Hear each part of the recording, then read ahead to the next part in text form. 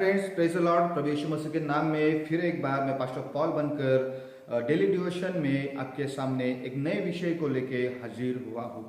मेरे प्रियो, मैं धन्यवाद देना चाहूँगा जो विषय मैंने आज आपके लिए रखा है या फिर आपके सामने मैं लेकर आया हूँ, वो विषय हमारे लिए काफ़ी महत्वपूर्ण है। क्यों महत्वपूर्ण है? क्योंकि वो विषय सुसमाचार के बारे में है। मेरे प्रियो, हम लोग सुसमाचार कैसे सुनाए या फिर हम लोग को सुसमाचार सुनाना है तो उसमें कौन सी बातें होना जरूरी है? बाइबल में लिखा है, यीशु मसीह ने आज्ञा दी है, जो हम आखिरी आज्ञा भी उसे कह सकते हैं। यीशु मसीह ने आज्ञा दी है, जब इस संसार से उस स्वर्ग की ओर जाते समय अपने चेलों से बातें करते समय उसने एक आज्ञा दी। अगर आप पढ़ोगे मरकुस की किताब 16 अध्याय का और 15 पद में लिखा है, और उसने उनसे कहा, तुम सारे जगत में जाकर सारी सृष्टि के लोगों को सुसमाचार प्रचार करो। सुसमाचार प्रचार करना मसीह लोगों के लिए बहुत जरूरी है। सुसमाचार प्रचार से होता क्या है? सुसमाचार प्रचार से कई लोगों को हम लोग बचा सकते हैं। सुसमाचार प्रचार करने के द्वारा कई लोगों को पापों की क्षमा दिला सकते हैं। सुसमाचार प्रचार करने के द्वारा नाश होने वाले लोगों को हम लोग बचा सकते हैं। सुसमाचार प्रचार बाइबल में लिखा हुआ है, बहुत ही ज्यादा महत्वपूर्ण है, और इसीलिए यीशु मसीह ने वो आज्ञा हर किसी के लिए दी है, ना कि सिर्फ पास्टर्स को, ना फादर्स को और ना किसी धर्मगुरु को। लेकिन बाइबल में जैसा लिखा हुआ है, लिखा गया है कि सुसमाचार हर कोई कर सकता है, हर कोई सुसमाचार दे सकता है, क्योंकि बाइबल में ऐसा लिखा हुआ है, जो सुसमाचार सुनाएगा, बाइबल कहती है, जो सुसमाचार सुनाएगा वो परमेश्वर के सामर्थ को, सुसमाचार के सामर्थ को लोगों के बीच में लेके जा सकता है। अगर रोमियो की किताब आप 1 अध्याय का 16 पद पढ़ोगे, सुसमाचार प्रचार एक सामर्थ है, जो सामर्थ कई लोगों को बचा सकती है, जो सामर्थ नाश होने वाले लोगों को बचा सकती है, जो सामर्थ मृत्यु में जाने वाले लोगों को बचा सकती है। मेरे प्रियो, हम लोगों के लिए ये करना बहुत ही महत्वपूर्ण है, और इस बात पर आप ध्यान लगाए। इसलिए इस आज के विषय में मैं आपके सामने ये बातें रखना चाहूँगा। मेरे प्रियो, सुसमाचार तो हम लोगों को सुनाना है। बाइबल में तो लिखा है सुसमाचार हम लोगों को देना है और लोगों को बचाना है, उनके पापों से उनको छुड़ाना है, क्योंकि सुसमाचार करना लोगों को अपने पापों से छुड़ा सकता है। बाइबल में ऐसा लिखा है, परमेश्वर कहता है, किसी का भी नाश ना हो, ये मेरी इच्छा है, किसी का भी नाश ना हो, बल्कि हर कोई बचाया जाए, बल्कि हर कोई प्रभु के राज्य में रहे, बल्कि हर कोई अपने पाप से छुटकारा पाकर प्रभु के राज्य में उसके साथ राज्य करे। इसलिए परमेश्वर कहता है, किसी का भी नाश ना हो, ये मेरी इच्छा है। अगर किसी का नाश ना हो ऐसा हमें लगता है तो हम लोग उन्हें सुसमाचार दे सकते हैं। लेकिन सुसमाचार करते समय, सुसमाचार देते समय हमें क्या करना है? कौन सी बातें हम लोगों को देना है या फिर किस बातों के ऊपर हमें ध्यान लगाना है, ये समझना जरूरी है। सुसमाचार देते समय कई बार हम गलत हो सकते हैं, गलतियां कर सकते हैं। वो गलतियां हम लोगों से ना हो। अगर एक गलती भी सुसमाचार प्रचार में आती है तो कई लोगों को हम लोग परमेश्वर से अलग कर सकते हैं या उद्धार रहित कर सकते हैं। वो लोग उद्धार से रहित ना हो, उद्धार से अलग ना रहे, इसलिए सही तरीका सुसमाचार के लिए होना जरूरी है। बाइबल में चेलों ने भी सुसमाचार सुनाया, लेकिन सही तरीके से सुनाया, और वही बातें मैं आपके सामने आज लेकर आया हूं। लेकिन उसके पहले मैं आपसे ये बात कहना चाहूंगा कि परमेश्वर का मन क्या कहता है, परमेश्वर का हृदय क्या कहता है। इस सभी लोगों के लिए परमेश्वर का हृदय कैसा है, ये समझना बहुत जरूरी है। इसके लिए एक वचन हम लोग पढ़ेंगे और उस वचन की ओर हम लोग थोड़ा ध्यान लगाएंगे। 2 पीटर, पत्रस की दूसरी पत्री, इसका 3 अध्याय का 9 पद मैं आपके सामने रखना चाहूंगा। आप यहाँ पर, आपके पास बाइबल है तो आप निकाल कर पढ़ सकते हैं। देखिए, यहाँ पर लिखा है 3 अध्याय का 9 पद, पत्रस की दूसरी पत्री में, प्रभु अपनी प्रतिज्ञा के विषय में देर नहीं करता, जैसी देर कुछ लोग समझते हैं, पर तुम्हारे विषय में धीरज धरता है और नहीं चाहता कि कोई नष्ट हो। परमेश्वर का हृदय नहीं चाहता कि आप लोगों का या इस संसार का पाप में नाश हो। लेकिन परमेश्वर यह चाहता है कि हर कोई पाप से छुटकारा प्राप्त करे। परमेश्वर का हृदय ये कहता है, या परमेश्वर हृदय में ये बातें हैं, परमेश्वर हृदय में ये बातें हम लोग देखते हैं कि वो नहीं चाहता किसी का नाश हो। मेरे प्रिय, आपका और मेरा नाश होने से हम लोग बचाए गए हैं जिस दिन हम लोगों ने प्रभु यीशु पर विश्वास किया है। फिर हम लोगों को भी, कई लोगों को नाश से बचाना जरूरी है। प्रभु के राज्य में वो आना चाहिए जो राज्य परमेश्वर बनाने जा रहा है स्वर्ग में, उस राज्य में लोग आए। इसलिए सुसमाचार प्रचार जरूरी है। लेकिन सुसमाचार प्रचार कैसे करें, इसके लिए कुछ बातें मैं आपके सामने रखना चाहूँगा। जब भी हम लोग सुसमाचार प्रचार करते हैं तो प्रचार के समय में अधिकतर हम लोग चमत्कार के ऊपर लोगों को ना खींचे, चमत्कार के ओर ना खींचे, या फिर चमत्कार के बारे में ज़्यादा डिस्कस ना करें, या फिर लोगों का मन चमत्कार की ओर ना लगाए। मैं ऐसा कह रहा हूं, इसका मतलब ये नहीं है कि मैं चमत्कार के ऊपर विश्वास नहीं करता। चमत्कार परमेश्वर का स्वभाव है, और जहां कहीं परमेश्वर की उपस्थिति होती है वहां चमत्कार होते रहते हैं। लेकिन मैं आपसे एक बात कहना चाहूंगा, सुसमाचार प्रचार करते समय हम लोगों को क्या करना है। 3 बातें याद रखिए हम लोग को क्या करना है। पहली बात क्या करना है, पहली बात, आप सुसमाचार प्रचार कर रहे हो तो आपको पहली बात लोगों को देना है कि यीशु मसीह के पास आने के पहले आपका जीवन कैसा था। यीशु मसीह को ग्रहण करने से पहले आपका जीवन कैसा था। जब यीशु मसीह आपके जीवन में नहीं था तब आपका जीवन कैसा था। ये सब बातें आप लोगों को सिखा सकते हैं या फिर बता सकते हैं। पहली बात, यीशु मसीह को ग्रहण करने के पहले आप कैसे थे, आपका जीवन कैसा था, आपका रहन सहन कैसा था, आपका बात करने का तरीका कैसा था, आपका स्वभाव कैसा था। ये पहली बात। दूसरी बात, यीशु मसीह आपको कैसे मिला और आपका जीवन कैसे बदला है, ये बात हम लोगों को देना जरूरी है। आपका जीवन कैसे बदला है ये लोगों तक आप पहुंचाइए। ये सेकेंड बात है, दूसरी बात है, सेकेंड थिंग है। और तीसरी बात मैं आपके सामने रखना चाहूंगा, यीशु मसीह को ग्रहण करने के बाद आपके जीवन में क्या क्या बदलाव आया है। ये 3 बातें सुसमाचार के समय में बोलना या बताना जरूरी है। पहली बात, यीशु मसीह को प्राप्त करने के पहले आपका जीवन कैसा था।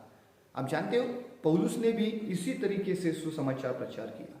अगर आप प्रेरितों के काम 26 अध्याय को देखोगे, 26 अध्याय में हम इन बातों को अच्छे से देख सकते हैं। मैं आपके सामने रखना चाहूंगा प्रेरितों के काम 26 अध्याय, और इसका 2 से लेके 11 पद वहां पर लिखा हुआ है।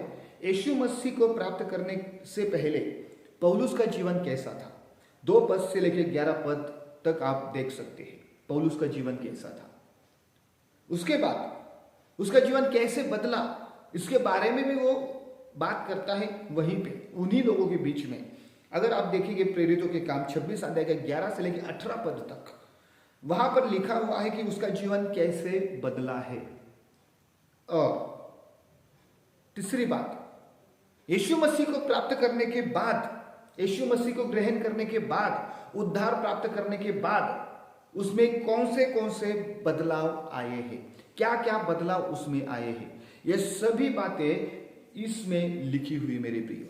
मैं आपके लिए पढ़ना चाहूंगा, अगर आप इच्छुक हैं तो जरूर इसको आप पढ़ भी सकते हैं, और मैं भी आपके लिए पढ़ना चाहूंगा प्रेरितों के काम 26 अध्याय और इसका 2 से लेकर 11 पद आप ध्यान लगाइए। ऐसा लिखा है, हे राजा अग्रिप्पा, जितनी बातों का यहूदी मुझ पर दोष लगाते हैं, आज तेरे सामने उनका उत्तर देने में मैं अपने को धन्य समझता हूँ, विशेष करके इसलिए कि तू यहूदियों के सब व्यवहारों और विवादों को जानता है। अंततः मैं विनती करता हूँ, धीरज से मेरी सुन। मेरा चाल चलन आरंभ से अपनी जाति के बीच और यरूशलेम में जैसा था वह सब यहूदी जानते हैं। यदि वे गवाही देना चाहे तो आरंभ से मुझे पहचानते हैं कि मैं फरीसी होकर अपने धर्म के सबसे खरे पंथ के अनुसार चला, और अब उस प्रतिज्ञा में आशा के कारण जो परमेश्वर ने हमारे बाप दादाओं से की बाप दादाओं से की थी, मुझ पर मुकदमा चल रहा है।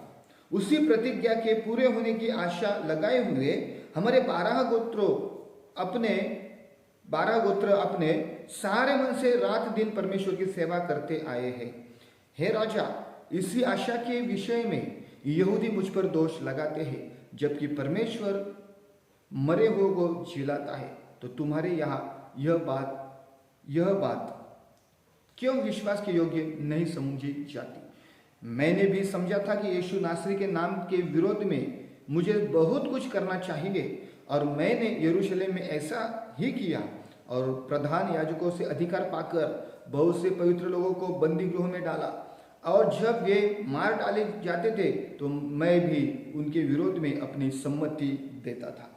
हर आराधनालय में मैं उन्हें ताड़ना दिलाकर यीशु की निंदा करवाता था, यहाँ तक कि क्रोध के मारे ऐसा पागल हो गया कि बाहर के नगरों में भी जाकर उन्हें सताता था। यह था यीशु मसीह को ग्रहण करने के पहले पौलुस का जीवन। और यहाँ पर वो प्रकट करता है यीशु मसीह को ग्रहण करने से पहले मेरा जीवन कैसा था, मैं क्या करता था, या फिर कलीसिया को कैसे सताता था। ये सब बातें यहाँ पर पौलुस ने कही है या बताई है। ये हुआ यीशु मसीह को ग्रहण करने के पहले उसका जीवन। अब हम लोग देखेंगे कि उसका जीवन कैसे बदला है। इसके बारे में भी वो बताता है कि मेरा जीवन कैसे बदला है। उसके लिए हम लोग पढ़ेंगे उसी अध्याय में 26 अध्याय, प्रेरितों के काम 26 अध्याय 11 से लेकर 18 पद तक मैं आपको कुछ बातें देना चाहूंगा। यहाँ पर देखिए 11 से लेकर 18 पद तक आगे हम लोग पढ़ेंगे, 12 से लेकर आगे हम लोग पढ़ेंगे। मैं आपके लिए पढ़ना चाहूंगा। इसी धुन में जब मैं प्रधान याजकों से अधिकार और आज्ञा पत्र लेकर दमिश्क को जा रहा था, तो हे राजा, मार्ग में दोपहर के समय मैंने आकाश से सूर्य के तेज से भी बढ़कर एक ज्योति अपने और अपने साथ चलने वालों के चारों ओर चमकती हुई देखी। जब हम सब भूमि पर गिर पड़े तो मैंने इब्रानी भाषा में मुझे यह कहते हुए एक शब्द सुना, हे शाऊल, तू मुझे क्यों सताता है? मुझे क्यों सताता है? पहने पर लात मारना तेरे लिए कठिन है। मैंने कहा, हे प्रभु, तू कौन है? प्रभु ने कहा, मैं यीशु हूँ जिसे तू सताता है। परंतु तू उठ, अपने पाँव पर खड़ा हो, क्योंकि मैंने तुझे इसलिए दर्शन दिया है कि तूने उन बातों का भी सेवक और गवाह ठहराओ जो तूने देखी है, और उनका भी जिनके लिए मैं तुझे दर्शन दूंगा।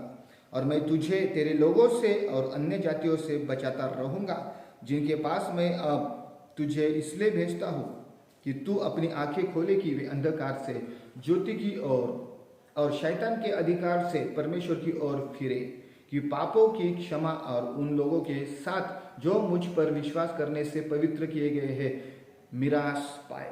ये था उसका जीवन कैसे बदला, क्या घटना हुई जिस घटना के कारण उसका जीवन पूरी तरह से बदल गया। पौलुस पूरी तरह से बदल गया। जो पौलुस कलीसिया को सताने वाला इंसान था, यीशु मसीह से मुलाकात करने के बाद, यीशु मसीह के साथ उसकी मुठभेड़ हुई, एनकाउंटर हुआ, और उसके बाद उसका जीवन बदल गया। और वो बात वो अपने सुसमाचार में देता है, कहता है। ये हुई दूसरी बात। और तीसरी बात मैं आपको कहना चाहूंगा कि प्रभु यीशु मसीह को ग्रहण करने के बाद आपका जीवन कैसा था, ये हम लोग बता सकते हैं या सुना सकते हैं, ताकि लोग भी समझ पाए कि अभी हम लोगों में क्या बदलाव आया है। इसके लिए हम लोग पढ़ेंगे 26 अध्याय का 19 से लेकर 26 पद तक, 19 से लेकर 26 पद मैं आपके लिए पढ़ना चाहूंगा।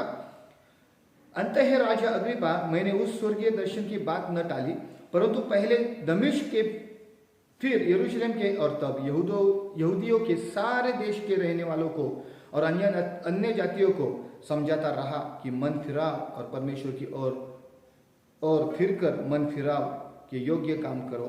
इन बातों के कारण यहूदी मुझे मंदिर में पकड़ के मार डालने का यत्न करते थे, परंतु परमेश्वर की सहायता से मैं आज तक बना हूँ और छोटे बड़े सभी के सामने गवाही देता हूँ, और उन बातों को छोड़ कुछ नहीं करता। जो भविष्यवक्ताओं और मूसा ने भी कहा कि होने वाला है, कि मसीह को दुख उठाना होगा और वह सबसे पहले मरे हुओं में से जी उठकर हमारे लोगों में और अन्य जातियों में ज्योति का प्रचार करेगा। जब वह इसी रीति से उत्तर दे रहा था तो फेस्तुस ने ऊंचे शब्द से कहा, हे पौलुस, तू पागल है, बहुत विद्या ने तुझे पागल कर दिया है।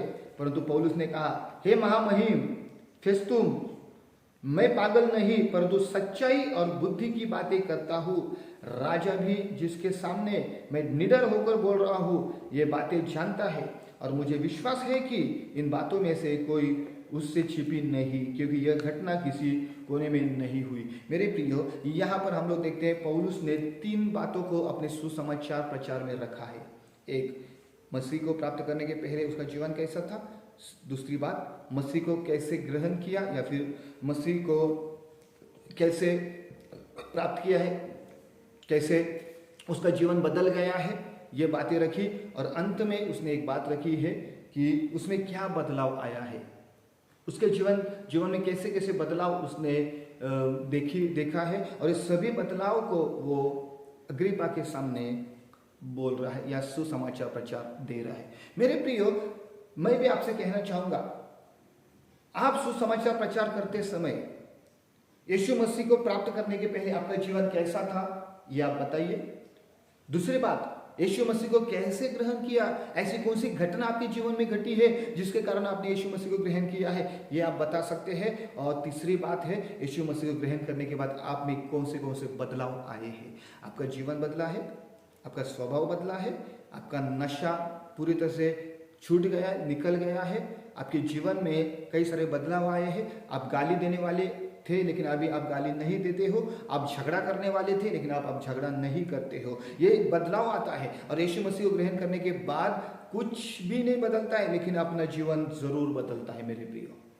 और ये जीवन का बदलाव हमारे लिए काफ़ी ज़रूरी है। तो ये बातें आपके सामने मैं आज रखने जा रहा हूँ और आप ज़रूर इस बातों को सुने। और मैं चाहता हूँ ये वीडियो आप शेयर करें, लाइक करें और सब्सक्राइब भी करें ताकि नए नए वीडियो आप तक पहुंच सके जो वीडियो मैं यहाँ पर बनाता हूँ। प्रभु यीशु मसीह आप सबको बहुत आयत से आशीषित करे, प्रभु यीशु मसीह के नाम से, आमीन आमीन। God bless you all.